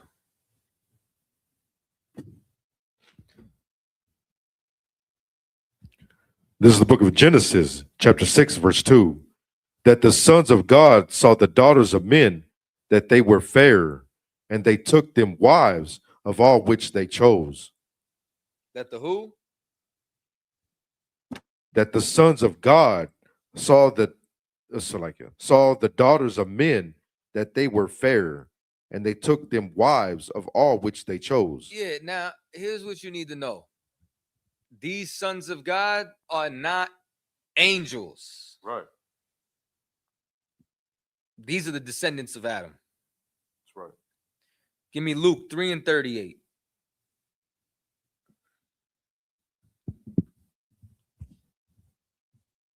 This is the book of Luke, chapter 3, verse 38.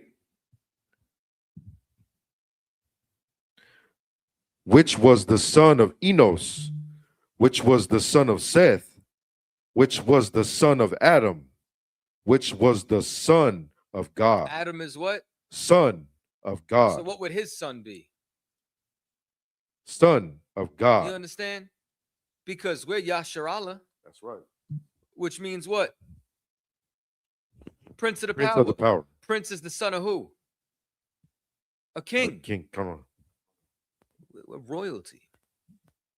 That's how this works. Because go to Romans 8:14.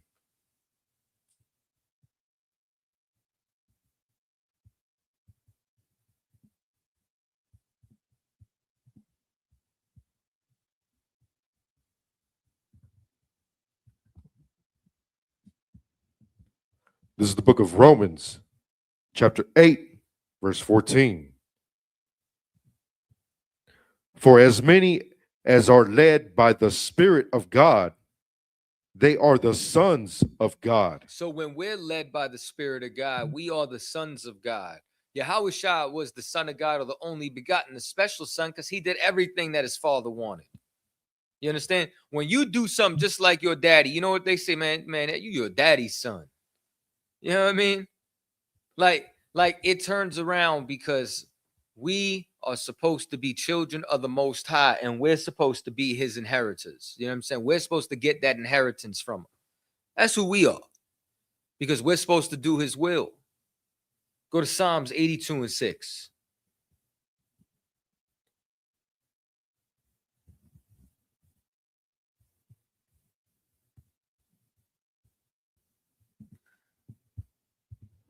This is the book of Psalms, chapter 82, verse 6. I have said, ye are gods, and all of you are children of the Most High. We're what? Children of the Most High. We're children of the Most High. We're gods. We're Allahayim. We're, or what they call Elohim. That's who we are. But we shall die like men. Right. Because the Lord is greater than us. The Lord is above us. We are attached in this fleshly body right now. You understand? Okay. Any questions so far? Oh, you want double check the chat.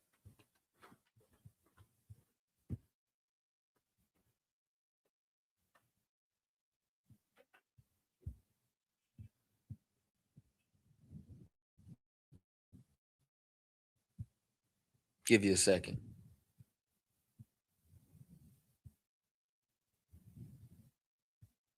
Salaki, sir. Mhm. There's a question in the chat. Brother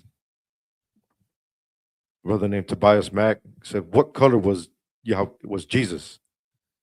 Jesus was brown. He's a black man.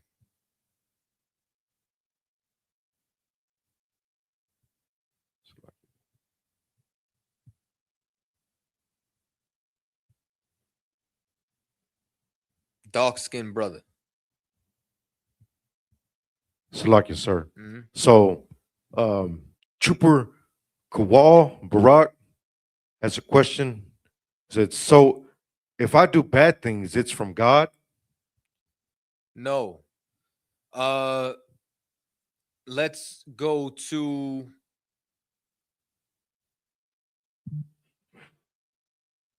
Let's go to 1 Corinthians 10:13.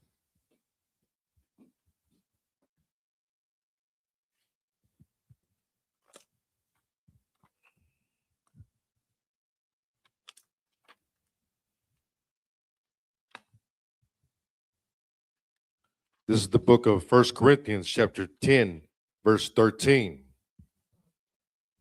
There hath no temptation taken you, but such as a common to man. You understand? Like you ain't the only person to be tempted. What you're doing is you're being tested. You understand? And it's not the Lord who makes that decision. It's you. That's why the scripture says, understand, let no man say, I'm tempted of the Lord, for God cannot be tempted with evil. You understand? You made the choice, because guess what happened to David? He was given a way out. Right. He could have listened to his servant. Did he? Nah. He wanted to do what he wanted to do.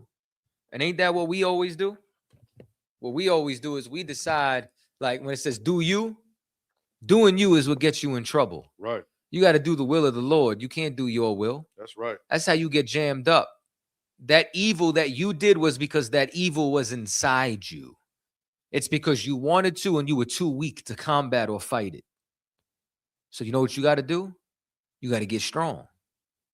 You know what I'm saying? You can't lift something, you got to get in the gym. Well, if you can't lift something spiritually, you got to get in the spiritual gym. That's here. Right. That's this chamber. That's this small sanctuary that the Lord set up amongst us. So when you do evil, that's on you, Chief. Can you finish that verse? Khan. But God is faithful, who will not suffer you to be tempted above that ye are able. You understand? Which means that anything you're being tempted by, you're capable of beating. It's just a matter of, do you want to rise to the occasion or not? Or do you want to remain weak? Because remember, David could have beat that. All right? He talked to Joab. Joab told him. But who'd he listen to? Listen to himself. Listen to Satan. Listen to that voice inside his head. So yeah, that evil is just something that's inside you. That's something that you wanted to do. You understand? Because you're not strong enough to battle your flesh. And that's what this is about. This is about battling your flesh, battling what's inside you. You know, how would you know if you're worthy if you didn't get tested, if everything was just easy, if you were never challenged? Right. You know what I'm saying? How would you be deserving of it? You know what I mean? Like, and especially when it comes down to men, you know, men, like, we grow from challenges. You think about all the boundaries and stuff. Like, how many times where it was like, man, I know you can't hop that fence. You can't Harlem hop that fence. You ain't got no bunnies. And then you either fly over that joint, you know what I'm saying? Or your ass gets stuck at the top and, you know what I'm saying? And you bust your knot.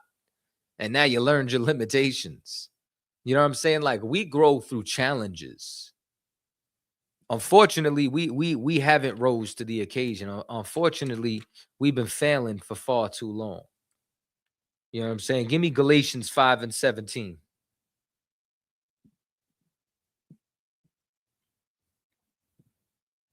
So, like I said, do you want me to finish it? Please. But will the temptation also make a way to escape, that ye may be able to bear it? He'll what? Be able to bear it. He'll give you a way to escape and be able to bury it. That's what Joab was for David. Like, you know, everything we read, you could practically find inside the scriptures. Give me Galatians 5:17.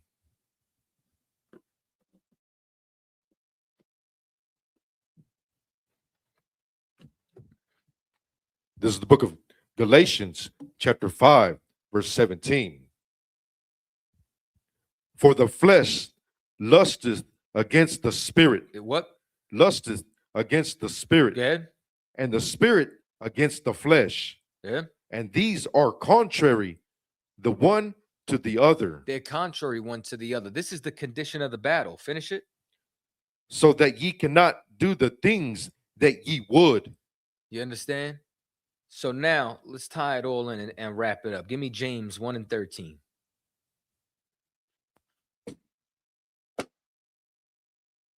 I didn't even know this goes back like this. This is great. This is the book of James, chapter 1, verse 13. Let no man say when he is tempted, I am tempted of God. Never say that, young man.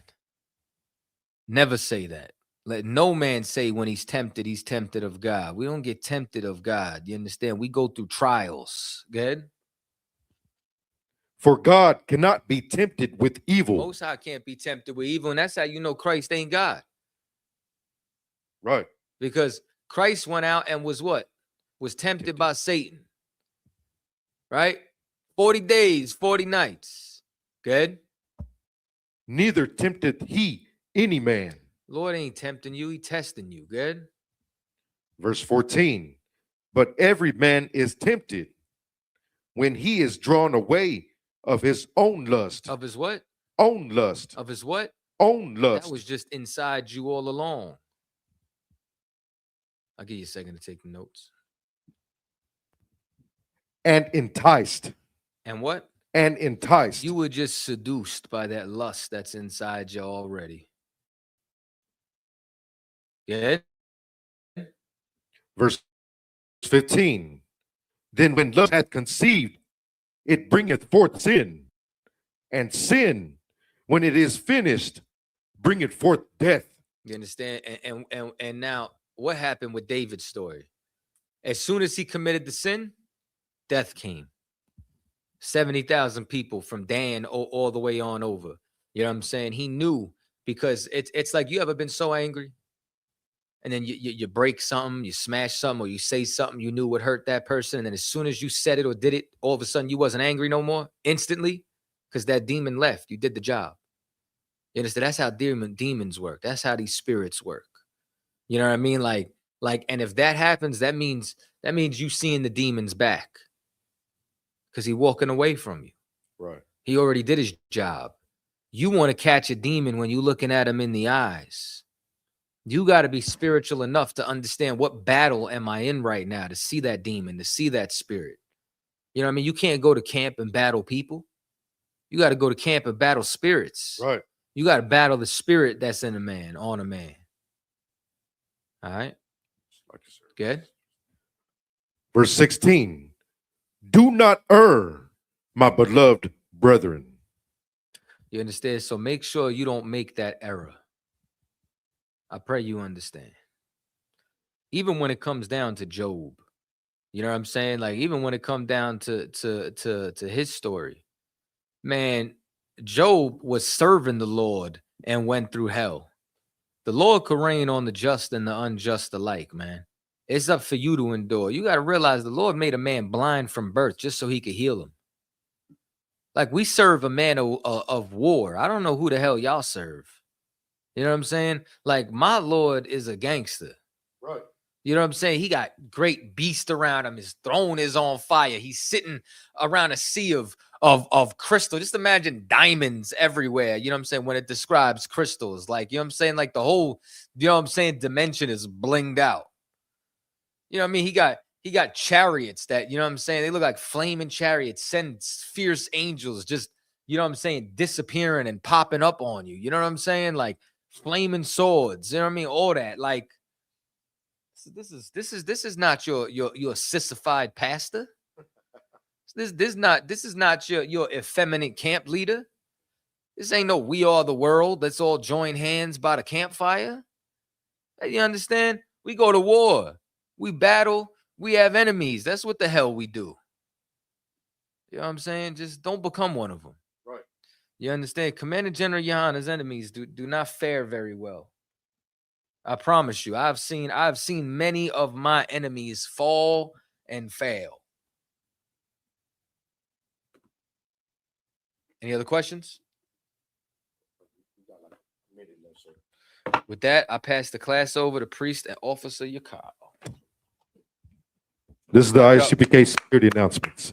We're the ISUPK, started at 1 West 125th Street, Harlem, New York. School for new brother and sister. When a new brother or sister comes to the school, they are off limits for 6 months. They are to be saluted only. They are here to shed themselves with the world. If they need transportation, the teacher will arrange it. After 6 months, if a brother or sister has an interest in a particular person, he or she must get permission from the head to speak to a brother or sister. There is another 6 months in which the brother and sister will court each other.